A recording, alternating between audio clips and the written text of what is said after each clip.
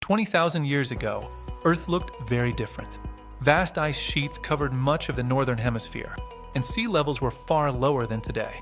NASA's research into post-glacial sea level rise reveals how our planet emerged from the last ice age, and how sudden events reshaped Earth's climate.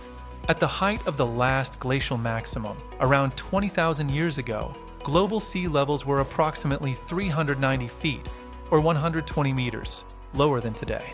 As Earth warmed, massive ice sheets melted, releasing enormous volumes of water into the oceans.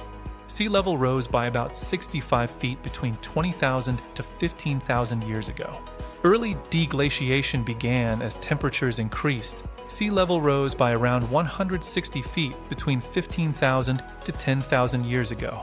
This period includes extreme meltwater pulses, where sea levels rose rapidly within centuries. Sea level rose another 130 feet between 10,000 to 5,000 years ago. Large continental ice sheets continued collapsing. 5,000 years ago to present, sea level rose only 30 to 35 feet, remaining relatively stable until modern times.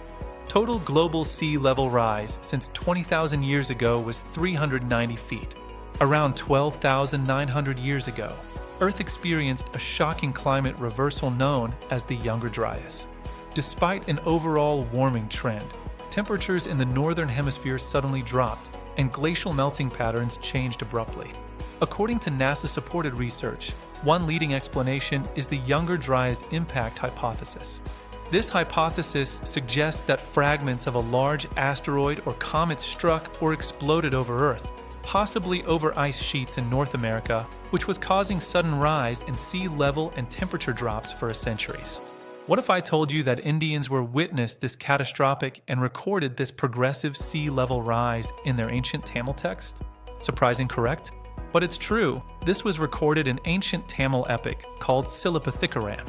This is the exact text from the epic, which means fire-spitting spear came from the sky, which was causing the Pakrilli River. Multi-folded mountains along with beautiful Kumari beach were submerged by evil sea, and there was a brave Pandya king who re-established the civilization in the southern land, which had a Himalaya and Ganga in northern part and Kumari at its southern pole.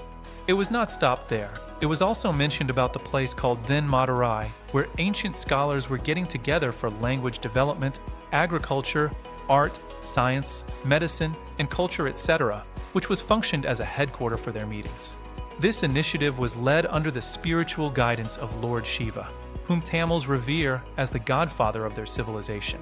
It was supported by the Pandya Empire, who governed a large portion of ancient India for thousands of years. Scholars from across the subcontinent, from the Himalayas to the ancient Kumari region, participated in this monumental initiative, which was called Sangam, or Kudal. The first Sangam was held in then Madurai, a region that was later submerged by the sea after around 4,500 years.